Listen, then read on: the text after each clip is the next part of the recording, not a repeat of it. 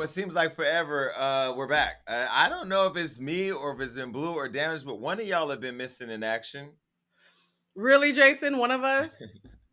One of us? Look, I have been on what seems like a vacation forever, but I'm not really on vacation. I'm actually working. I went to Miami, then Aruba, then I think Hmm. New York, then back to LA, then back to Aruba, then back to Miami. Now I'm back in New York.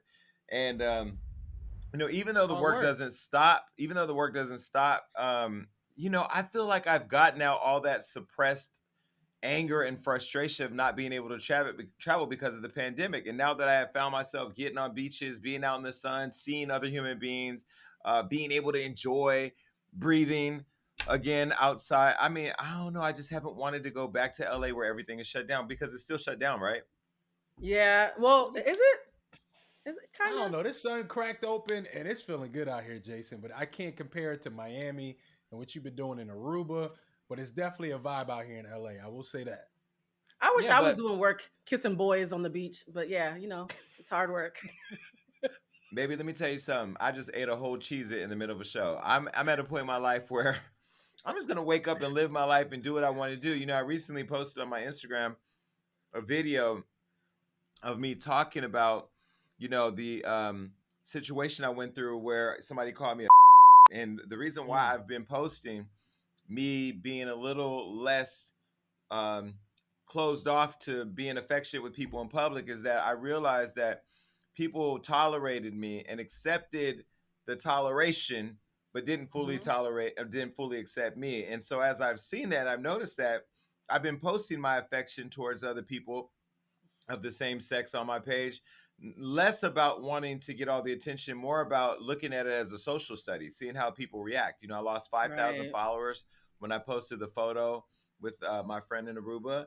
And it was very telling to me that homophobia is a real thing. And I've just been privileged to kind of fly under the veil of looking and acting straight, that I felt that I needed to show up and be better representation for my community. And, this is just a lesson that I'm learning. I do want to show everybody the clip that I just posted on my Instagram real quick, and then let's get into it.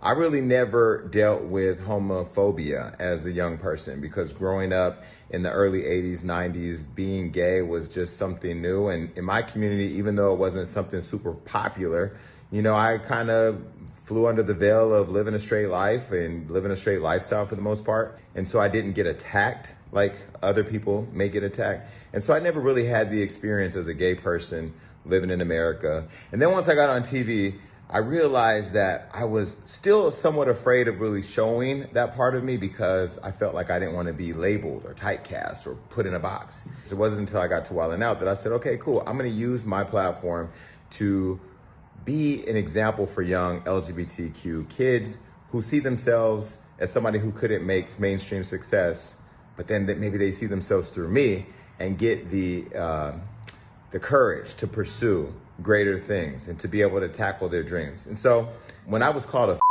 few weeks ago, it really hit me hard to the core because everybody knows that I'm out here and I'm lit and I'm popping, I'm successful, and I have a lot of friends who are heterosexual, who are wealthy. I have friends who are in the streets, and I can move around and code switch anywhere I go, and I'm embraced everywhere I go. But when that happened to me, it did affect me in a real personal way. And so I've been dealing with it behind the scenes. One, I had to come to grip with somebody actually called me a somebody actually attacked me. Somebody actually attacked me for being who I am, a gay man, a proud gay man. And then I had to try to resolve it in a way that was productive and not destructive, right? Because I had to make sure that I used my platform responsibly. And so what I did was I told the person that I want them to make a donation on my behalf of $50,000 to organizations that help to eradicate bullying of kids that are LGBT, to provide services, testing, to be able to provide housing, food, and support. And so I'm happy to say that we did reach an agreement where they donated the $50,000 to $20,000 to the Trevor Project that helps with the things I just talked about, to the LA LGBTQ Center, and to the OWL Project, which is a project in my hometown that helps parents who are dealing with the death of their children at the hands of people who kill them. And as a person who's gay, a person who's been a victim of abuse, and a person who's been shot, I felt that those were the three organizations that were worth giving that money to. And I just want to say that I'm happy that I was able to resolve that behind the scenes respectfully. And even though $50,000 doesn't measure up to the embarrassment that I felt being attacked, I hope that it helps those that I am making sure it gets to, because those organizations that I'm giving to are out there doing the Lord's work.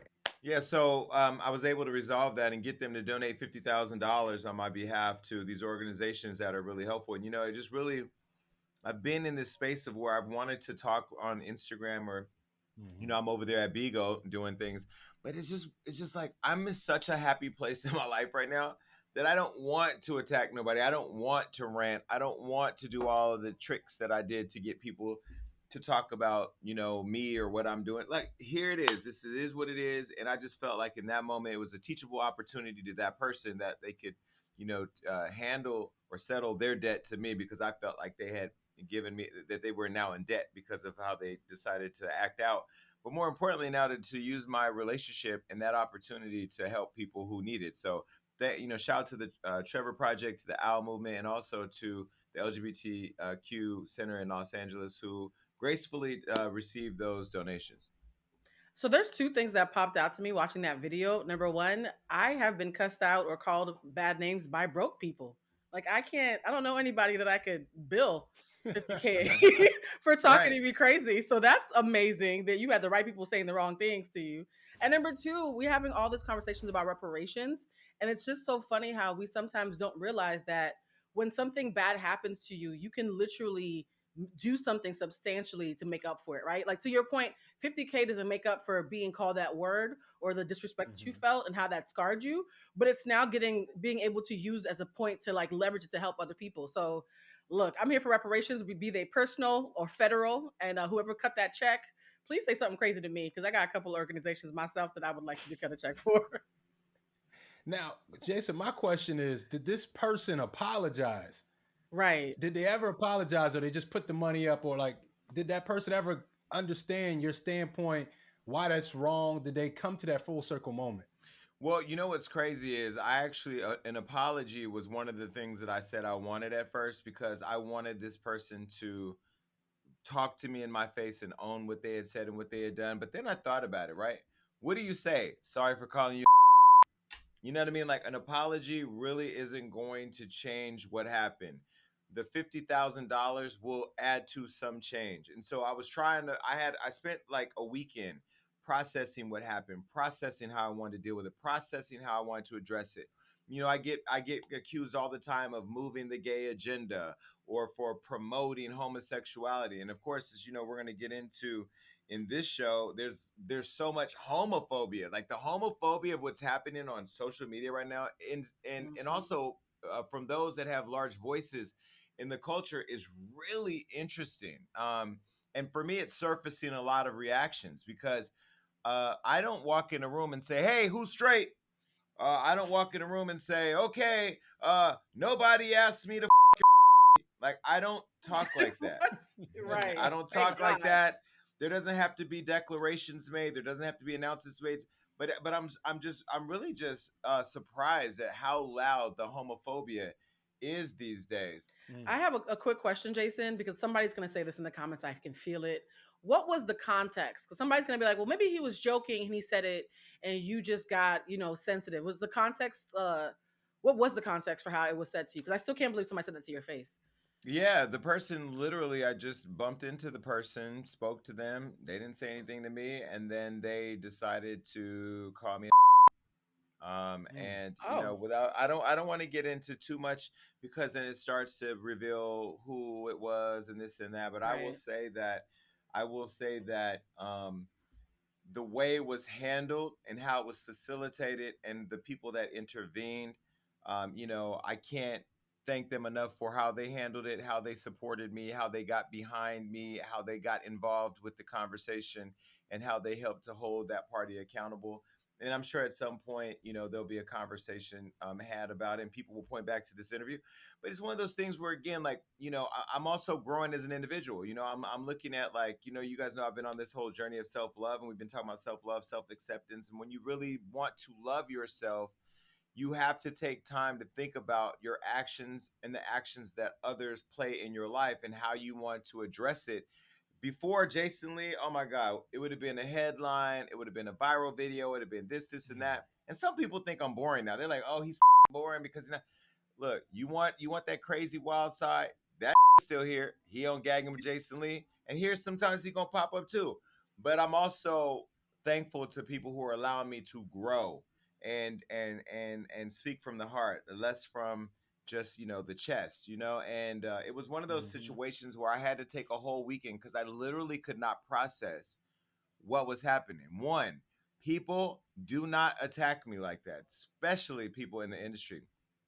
Two, you know, and although the person was intoxicated, it's Jason Lee you're talking to, and at the end of the day, you know what I do, and I think that was part of the like shock in it all when everybody started to find out about it because they were like, oh shit, this is going to be a colossal size train wreck. But Right. I had to take time. I had to talk to people, my close inner circle. I had to process it. I had to, on one hand, I was accepting the fact that somebody had called me I had never been called to my face in my whole life. So that was part of I had to accept that.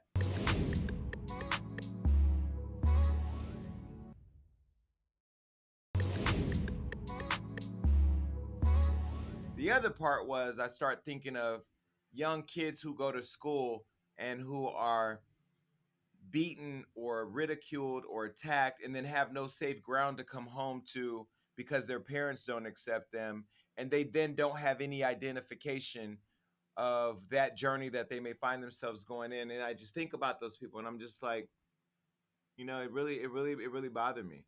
It really bothered me because I was a kid who did not have anybody to defend me. I didn't have my family. I was in group homes, foster homes. I was abandoned, abused, whatever. And I remember how that felt. And so now where I'm at in my life, I just there's just no way that I'm gonna let that go by. And yeah, I could have reacted for clicks, but this was not a clickable moment. This was a what is the solution to this issue moment? How can I use my platform and the fear that these people have of me doing something about this publicly to benefit people privately? How can I use my platform to carry on the conversation? That's why today's show is important to me because there's so many topics on here of celebrities who have become so ingrained in wanting to have these aggressive ass perspectives on homosexuality. And I challenge these bitches to come here to this show to have the conversation. Jason Lee, do you know who your soul sister is now? Who officially, as you were talking, I was thinking about the whole time. You are now the Mary J. Blige of podcasts because Mary J. No, I'm being serious. Mary J. Blige had a really rough childhood. She turned her pain into amazing music, and we all got addicted to seeing her sing from a place of pain. And the minute she got happy, we were like, oh man, the songs don't hit the same anymore. And people started dragging her for getting healthy and finding love and doing all these good things. And then she pivoted and like started doing like Oscar worthy performances and doing something else. And so Yeah. people are attached to you because of how you turned your pain into power. They are used to seeing you in pain. Healthy Jason, they're not used to it. And they're getting annoyed because how dare you heal? Because I found comfort in seeing you be in pain too. So screw them. Mary J. Blige bounced back, so can you. Mary J. Blige. And You are the J's for Mary J. Jason. Blige of podcasts. Listen, Jason. look, I'll take it. The thing about it is, don't get me wrong. I'm still highly opinionated. I'm still going to give you that flair, and I'm still going, no pun intended, get off in that ass when I got to. But I also have, and I've said this, if you go back and watch our old shows, I said I'm like the cross. I'm like Wendy and Oprah with a I am going to tell it like I mean it, but I also have compassion. And I have compassion for kids. I have compassion for my community. I have compassion for the Black community. I just want to live in a better world where people can just embrace that there are other people not like them that live here.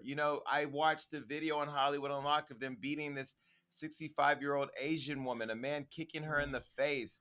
I mean, like, this is the world that kids are inheriting, and it's not fair. And even though I look back on my childhood and think, like, damn, a lot happened when I was a kid too, and it's all in my book.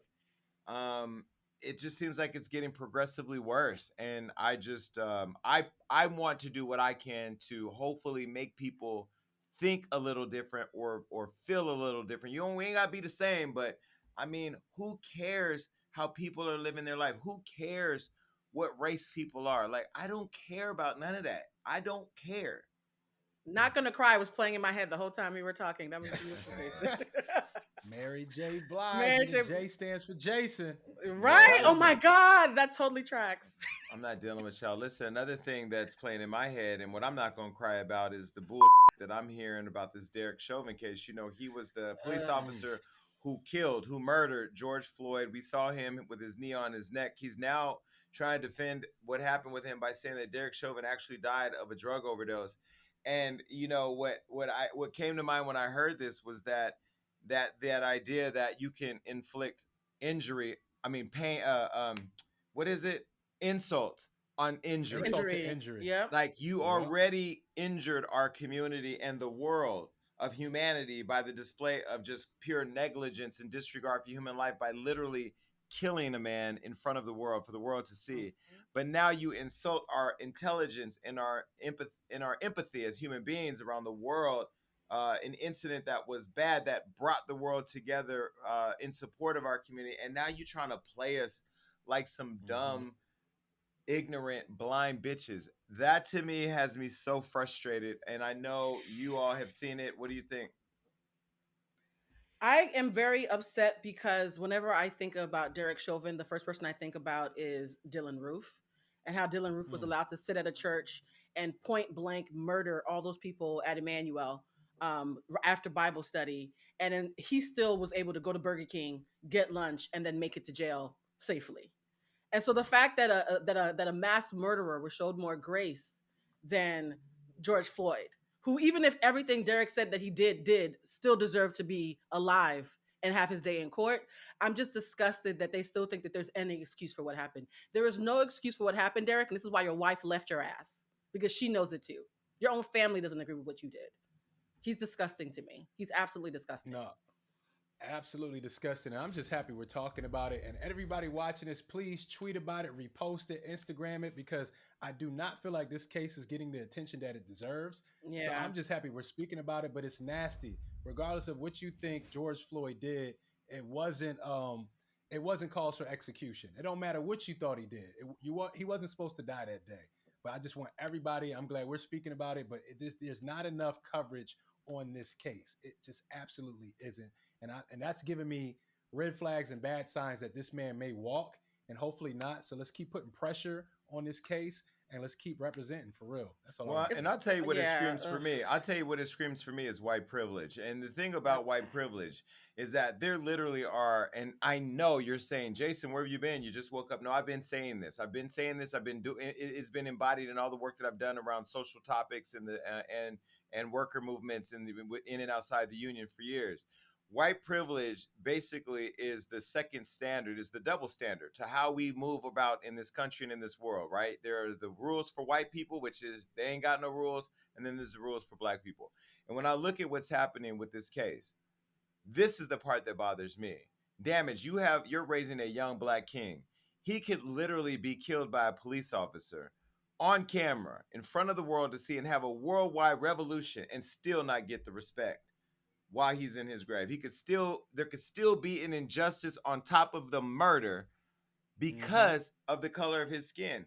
Now, the audacity that there would even be this level of white privilege in today's society, given the fact that y'all stole a country from people, then brought some people over to build the country for free, then told us, oh, we don't belong here. It's the audacity for me.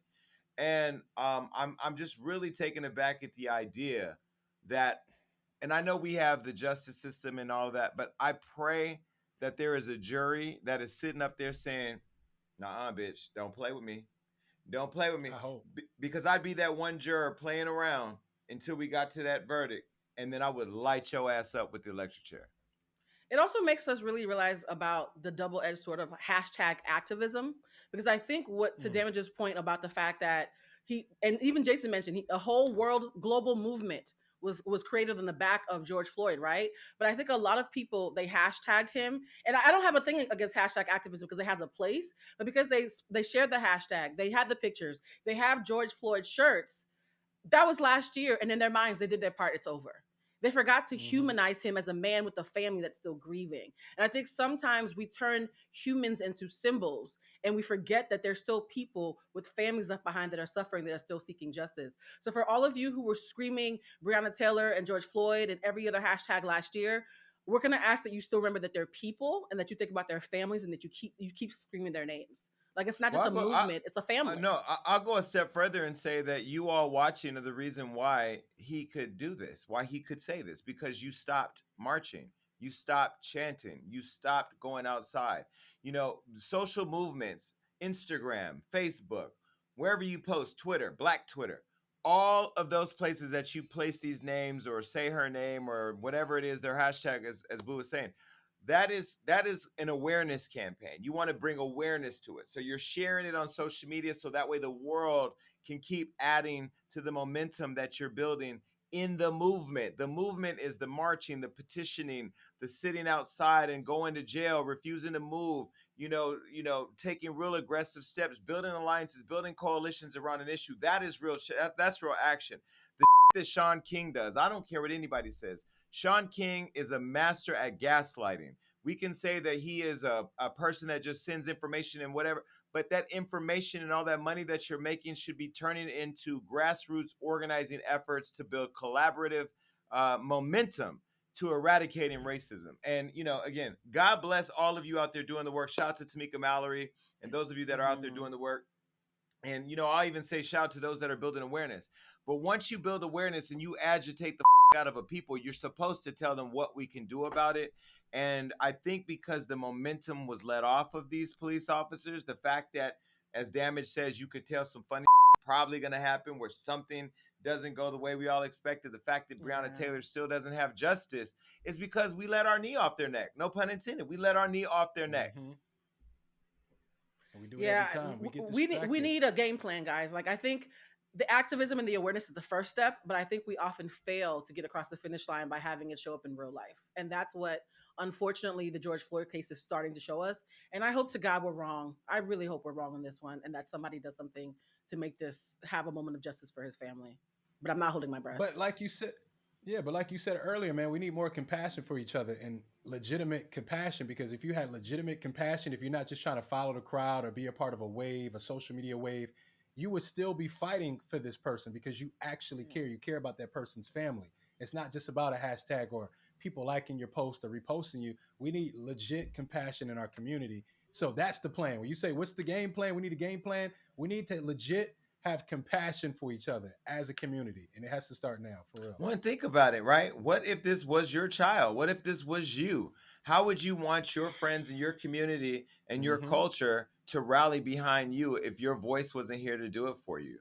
The thing that scares me about this one is that George Floyd's case was so public and so big, and the impact was so swift, and the frustration felt around the world was so powerful that for it to just dissipate and for us to be here talking about it this way is scary, because they literally killed him right in front of us. No, after this, because I feel like you watch, I'm raising a young black man to watch on TV people be killed by the police for no reason or for reasons that shouldn't deserve to be killed for.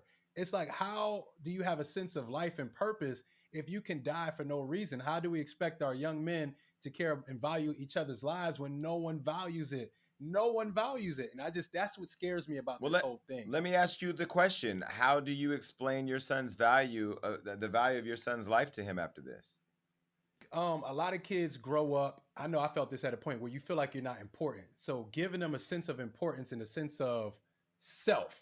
And I know that sounds vague, but you have to. And Blue, maybe you could back me up, because I don't. I'm waiting for you to finish so I can back you up. But go ahead. Yeah. But I try to give my son a sense of self and also a sense of purpose, where he's not throwing his life away, where he's not just throwing away opportunities, where he cares about tomorrow. Because I'm telling you, this can get so rough. And Jason, you've probably been there where you don't care about tomorrow. You like, I don't know when I'm going to die. I'm going to live every day like it's my last. And I feel like that's trickling down to all the homicides and all the violence we have in our community. But Blue, please help me out with this. So you guys know I love the kids. Jason loves everybody on this panel. We love children. My very first writing job ever was with the Harvard School of Public Health, and that place was amazing because they actually did a study on this exact question that Jason just asked, and they found out that the way that you help young kids work through these feelings of helplessness is to teach them emotional intelligence. All these amazing things that Jason is learning right now in his 40s about his sense of worth and being proud in who he is despite what people say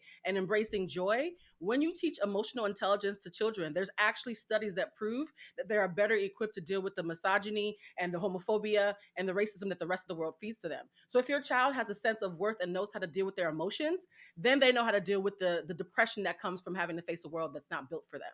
So even something as simple as, and I know this is going to be controversial but brave, something as simple as seeing Black Boy Joy via Little Nas X. Seeing a happy Black man be his full self might annoy the adults who are Bible thumping and saying, oh no, this video is so bad. But there's something that happens when little Black boys see other little Black boys be free, even if they're being free in a way that they don't necessarily identify with. So I think Black joy is the answer. I think this thing that Jason's doing, we were joking about it earlier that Jason was, in Aruba and Miami. But Jason, there's something that happened to you on a molecular level when you found your joy that literally made you better equipped to deal with being called it, right? Like you had an ugly moment in the middle of all this joy, and that joy is what kept you buoyant. So the answer is we need to embrace Black joy, because without Black joy, what is the point of Black liberation? What are we fighting for? Somebody had asked the question of, what are the, emotional ramifications of all this? I think that there's going to be a lot of post-traumatic stress put on our community, even beyond what we've already been through with slavery and everything else and what happened in the civil rights movement, because we are still in a civil rights movement. It just doesn't look like completely what it did back in the 60s, because we don't have to sit in the back of the buses and we don't have to go through certain doors, but there are certain doors that we still can't go through. And so we have to continue to protect ourselves, our culture, and each other. And I think it starts by having these kind of conversations and being very direct and blunt about them. But I think for sure that the stress, the post-traumatic stress after this is going to be very traumatizing. Somebody else that I think is creating some traumatic distress is Lil Mama. I mean, I've been talking to Lil Mama on Clubhouse, and Lil Mama, I know you personally. You came to the show here, kind of. We taped a picture of you and we interviewed the chair for like 45 minutes because you didn't want to show up. And I know at times you could be extra, but this, I think, I'm disappointed. I'm disappointed. I'm I'm gonna get into disgusted. it. I'm gonna get into it really quick. Little Mama, there was a post that was deleted, or since has been deleted, where she says that children are too young to change their genders, and this is what she said. She said, "So children are well." Somebody posted this and said, "So children are too young to smoke cigarettes, too young to drink alcohol, too young to get a driver's license, too young to go to a club, too young to gamble, too young to rent a car, but old enough to cut off their genitals and or change their gender. This is insanity. Hashtag America." And then she went on to say, she reposted this and she said, "Depopulation at any cost. Cat fights, sword fights. Used to be a cat, now I'm a dog. Whatever to stop new life reproduction." Now, listen, I have to say this, Lil Mama. I haven't been at the show in a while because I've been on vacation. I've been moving around working. That is the most ignorant I've ever heard from you. I've seen you do things and stunts and jumping up on stage with Jay and Alicia and do some things that you've been chastised. They called you Bow Wow. They did all these different things. You cried on the Breakfast Club. I've had my experience with you not showing up to my show, but I think since then, we've kind of repaired that and we've gone on and had our Clubhouse moments. I know you also like to be Lil Mama from the hood and talk to like you and or whatever, but you referenced a child having their sexual identity crisis as a cat changing into a dog to animals. And I don't understand on what planet you thought that was cool. But when I tell you I'm not a fan of cancel culture, but I am canceling you for this, to me, because there could be no relationship with somebody that would make an equivalence to me and how I identify sexually with a cat and a dog. Now, you went on and they dragged you for it, and you I guess had something to say. Let's watch this video. It's basically depopulation. So if you have little girls that like little girls, then you won't have children. If you have little boys that like little boys, then you won't have children. More so, and we believe in that notion without them even going through puberty or giving them an opportunity to figure out who they truly are, we'll have more confusion and less babies. That was my point. Now, when it comes to people who choose to be gay or choose to be lesbian or choose to change their sexuality with the mind frame of an adult, and you're able to do that on your own, I don't have anything against you. I have gay family members, I have lesbian family members, as Yep. well as Same friends. here. And I don't judge grown people who make grown choices. But when we're talking about these babies, we have to be very mindful about what they're being fed. Because if my niece comes to me and she say, Auntie, I want to be a boy. And I'm like, why, Chinky? Oh, because I was watching a show with Sasa and boys are very strong. And I'm like, well, you don't have to be a boy for that. And I can explain these Right. things to her that she may be confused about. But if she's telling me I think that I am a boy and she still feels that after she goes through puberty, I'm not going to label her insane. I'm going to listen to her, take heed, and support her. But we're talking about making children feel like they can make a choice of changing their genitals before they even go through puberty. You don't even know who you are Right. or what you like. So we That's have to right. be very sensitive and mindful when we're dealing with our children. We are not talking about grown people who can make the choice to do and be whatever they choose to do and be. We're talking about children who may even look at us later on and say, well, why did you let me do that? And it's like, I wanted to be in support of you. I wanted to let you do what made you happy. Well, Ma, I was Let 9 me years old. validate How that the hell point. do I know what's going to make me happy at 9 years old? So now while you're trying to Exactly. prevent hate in your children or resentment, you could be causing it as well. Well, let me first say that there's a reason why Zaya Wade has met with Michelle Obama and you can't even get invited back to the Grammys. You know, besides that fact, the fact that there are revolutionary change makers happening at a 12-year-old level, with Zaya Wade being able to have that conversation with Michelle Obama, that was a very public thing. You know, the ignorance that was so woven into that conversation. Let me first just say that Woo! I don't know that there's a surgeon or a surgery center on in this country that has said that they are performing sex change operations or cutting off genitals of little kids. So what you did was you gaslit the conversation by saying something that we all would agree with, that there should not be physical transformations done on children. There And you aren't any. wove that into a conversation around sexual identity that some kids have at an earlier age than some of us when we get older. So I just want to try to unpack this Yeah. at a much more higher level, because the disrespectful, insulting ignorance that you display, little mama, was embarrassing. You should be embarrassed. You should be embarrassed, and you should never ever No. speak on this topic again. And I'm going to go on and say one more thing. She then said she wanted to start a heterosexual movement. She posted this where she Bitch. mentions that she wants Mm-mm. to start a heterosexual rights movement, an anti-LGBTQ bullying. And then she said, y'all fight so hard to be respected, and some of you not all. Get a kick out of bullying people for having an opinion. How they dress, how their hair or their makeup looks, how much money they have, etc.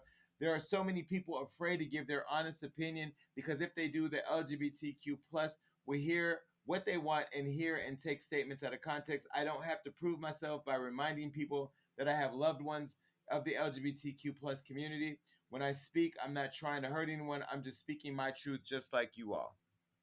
Now, I don't want to cut you off because Blue, I know you have something to say, but I was one of those people that seen these videos because it wasn't just her saying that. And I'm like, wait, they're performing this on kids? So I did the research, Jason. Come to find out, like you said, there's not even a place that does that. I mean, even Boosie was saying it. I know you're not a fan of Boosie, but he's like, man, about Zaya, man, don't cut that person's penis off. Nobody's cutting anything off. You know what I'm saying? It's just crazy. Blue, go ahead. It's just funny when you do the research on your own, people. You find the truth. Do the research on your own.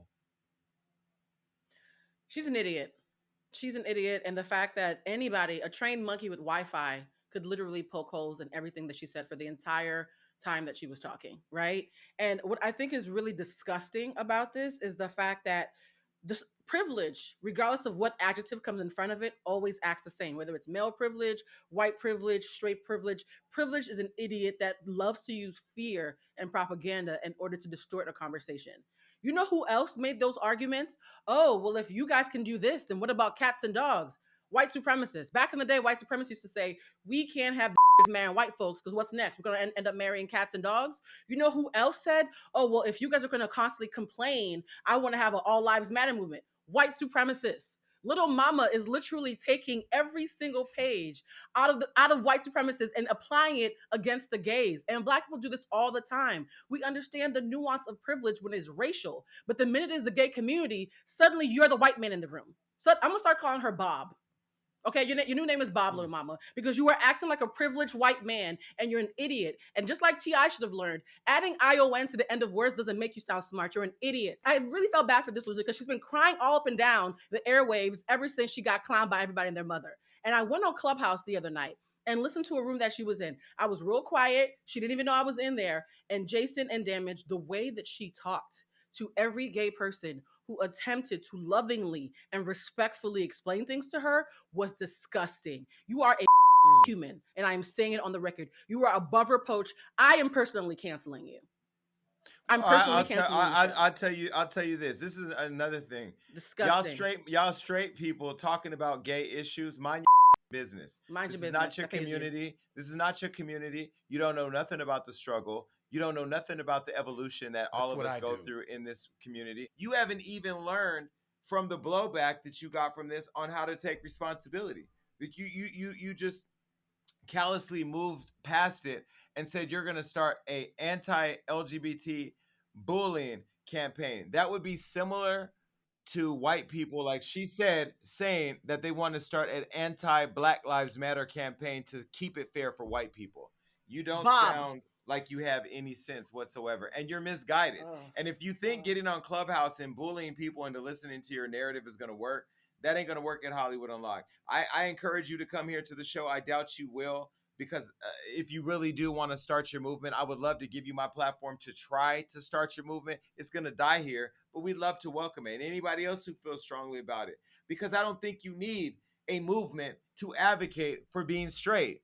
We gay people live in a straight person's world. It's just becoming more fair to us who identify as being gay. Just as for Black people, we're all still struggling to have a balanced world for us. It always baffles me how people of color don't understand the struggle when it comes to women's rights and the struggle when it comes to the LGBT community. I just don't get it. Like, struggle is struggle. What's the problem? I will say this, though, for those of you who are not lost, Lil Mama, you're lost. You're a lost cause. I'm never going to think about you ever again.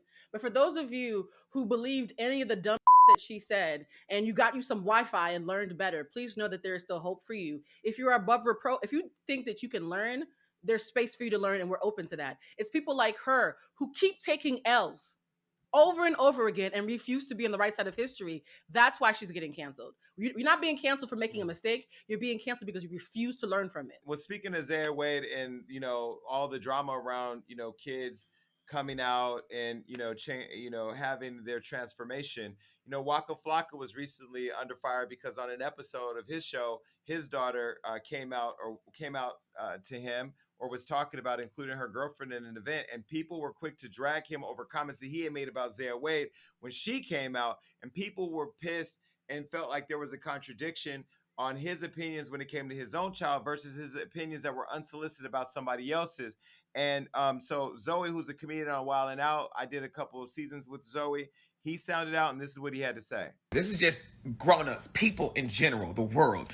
It's so hypocritical, and it pisses me the F off that, okay, his daughter is 16, and now she has come out that she likes girls, and that she wants a girl to be her date to her quinceañera or whatever. Now, mind you, Waka a couple of months ago was bashing somebody about their gay son. Not bashing, but, didn't agree.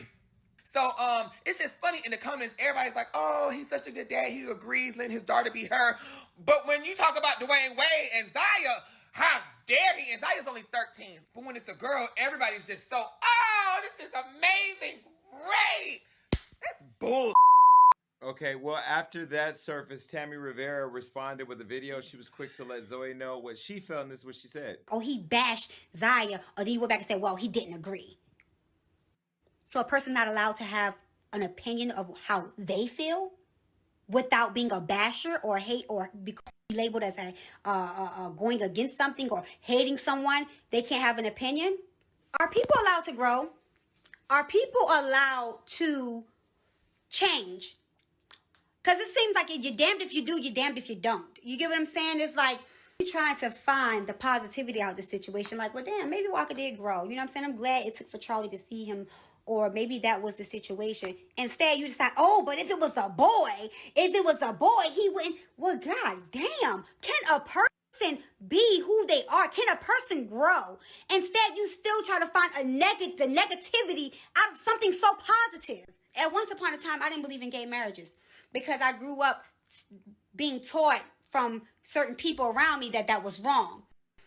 I met my friend Shad, and he educated me and set me down and told me why he felt the way I felt was wrong, or my opinion was wrong.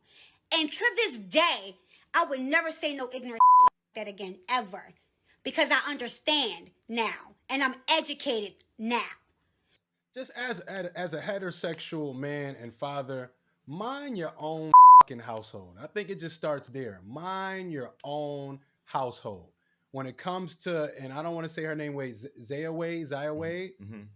I listened to Dwayne Wade on I Am Athlete podcast, and he talked about at 3 years old, him and his wife asked the question to themselves, like, what if? And at 8 years old, Zaya, I want to make sure I'm saying it right, Zaya Wade, wrote a letter in school and said that she is gay. And then moving forward came to a position saying, I might want to identify as something different. That's their household. That's their journey. That's something they watched for years. I would never want to speak on that. So for everybody out there, I'm not in the community. Mind your own household. I don't want nobody speaking on my son, and I don't want to speak on yours. Just mind your household. That's all I wanted to say real quick.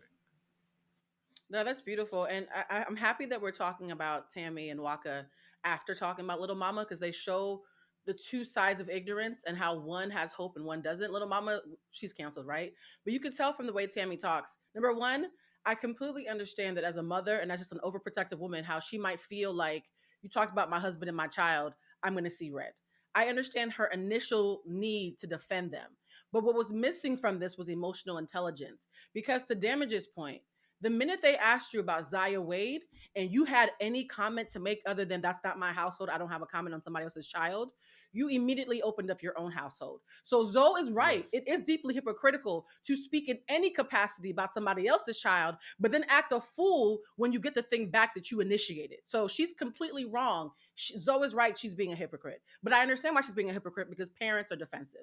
So that's the first thing. The second thing is, if your father never, ever, ever showed up to you for Christmas or your birthday or any day, and you spent 10 years of your life never knowing your father, and one day he shows up with a new car and a birthday cake and says, hey, son, happy birthday. And you're like, you're not going to talk about the fact that you haven't been around all this time and you failed me? And he's like, but I'm here now. Why you got to be so negative? Why would that bother you? You know why? Because he didn't first acknowledge the mistake before pivoting to the solution. And so they're forcing us to have to ignore all the anger that was righteous on our parts and saying, well, look, we're fixing it now. We're fixing it now. Yes, sis, you're fixing it now, but the damage that you've done, you need to sit in that and take that L before we can pivot to forgiving you. You can't rush us through the process. On the other hand, though, let me play devil's advocate, right? Because I do see the Lil Mama different than this, right? And it's not exactly. And I know all these people. So I know Waka, I know Tammy, I know Lil Mama. Where I see it very different is that, one, I expect a mother to stand up for her child. So I expect, and her husband. So I expect Tammy to defend her man and her child the way that she did. I saw Tammy acknowledge the lessons she learned from her friend Shad, who I also know, on acceptance versus tolerance, which is what I spoke about in my video earlier, where I talked about accepting a community, not tolerating them. And I heard her say that she learned. Waka and Tammy, what I will say to you is that I hope you are understanding that the blowback that you're getting is the same thing, if not a little bit less than what probably Zaya Wade or Dwayne and Gabrielle and their family felt when Waka had something to say. And so, yeah, I feel like if people mind their business when it comes to the kids, you won't have this situation. But I'm also a firm believer that our communities of people who are marginalized need to get to a place of being able to embrace people who do change, the people that used to hurt us that do change. I'm not saying they're allies. Hold on, I'm not finished yet. I'm not saying they're allies in our community, but I'm not saying, but I don't feel like they're still the detractors that they probably were some time ago. Listen, have you actually seen the video of Waka's response to all of this? No, I've been in Miami. What do you say? Yeah, apparently you're not the only person here with receipts. Can you guys play that beautiful bean footage for us of Waka's response? 2021 adults, y'all so goddamn lame about talking about kids. Like the way y'all talk about kids is crazy. That is crazy, man. Y'all folks is just, who raised y'all? That's a serious question for y'all. Are you raising a teenager? Are you a parent? Do you know how I feel? Like, I'm not supportive of nothing. This is my daughter. This word supportive don't matter when you're a parent because you automatically doing that. Y'all tripping, man. And everybody that I see, it's like, oh, they bashing Waka. Man, I done been in this. That's all kind of as a kid. What the do I care about y'all with this country ass? Nigga, I done been to hell and back, man. Cut it out. Well, I didn't see that. Yeah, guys. So that's what I was trying to say. I believe in giving people chances to evolve. Tammy, I believe her heart. I really believe that she's a mother who's defending her husband and her child. And I was rooting for them to be on the right side of history. And then Waka came out with that video.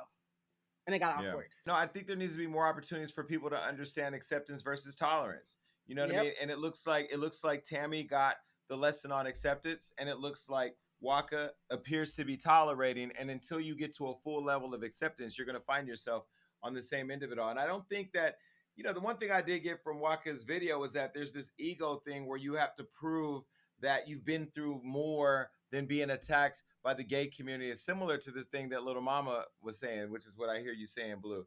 Look, listen, people, gay people ain't worried about y'all. Y'all worried about us. And everybody just needs to move on and let a sleeping dog lie. Another sleeping dog that needs to lie is Whitney Houston, because I can't even believe that Rosie O'Donnell has come out and is speaking about the queen of music. She recently did an interview, which I don't know why they're interviewing Rosie O'Donnell because she's not doing anything. But they talked about her relationship with Whitney Houston, and she said that she brought up Whitney's sexuality.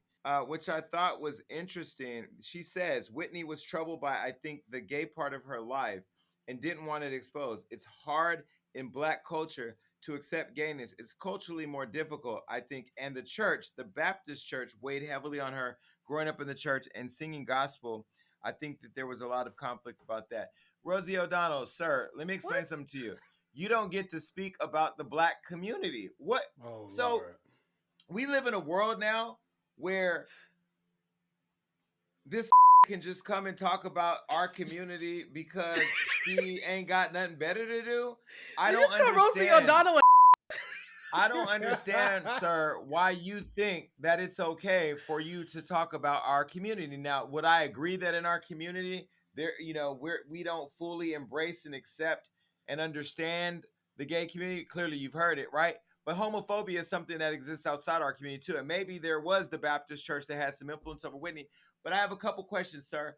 Why would you talk about Whitney Houston sexuality while she's dead?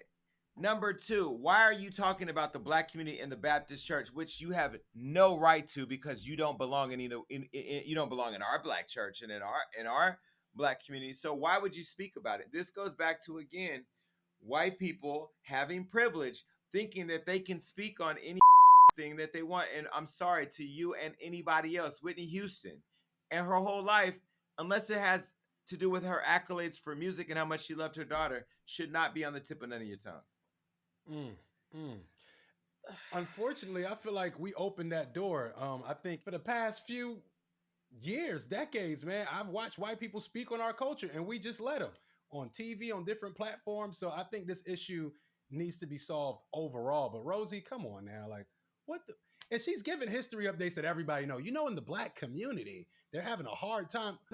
Since when did Rosie O'Donnell replace Al Sharpton and Maxine Waters with updates from the Black community? Yeah, do you know who I blame? Do you know who I blame? I blame all you N-words who keep giving out tickets to the barbecue every time somebody's a TikTok dance and happens to be white. Stop giving out tickets to the barbecue, y'all. The bar is very low these days. If you are an ally, you are on the side. The minute you center yourself, you are no longer an ally, you are a Karen. So Rosie O'Donnell, her whiteness was showing because once again, she had to make it about her. while using Whitney Houston, which is a weird flex. So weird. You're a weird lady. Ugh. Not your weird lady. You're a weird lady. That's all I have Not to You say. your called weird her lady. homie and bro and sir. Right, Jason. Mm-mm. You're a weird lady. See, that's her Weird. problem. That's why she thinks she can say this stuff. Listen. This show has so many ups and downs in it that I hope that it inspired you to be more inclusive. It started out real inspirational and emotional and ended on some. But either way, listen, I told y'all I'm Oprah and Wendy with a, and I'm going on out of here because I don't know where this show is landing. Bottoms up, never mind. Bye.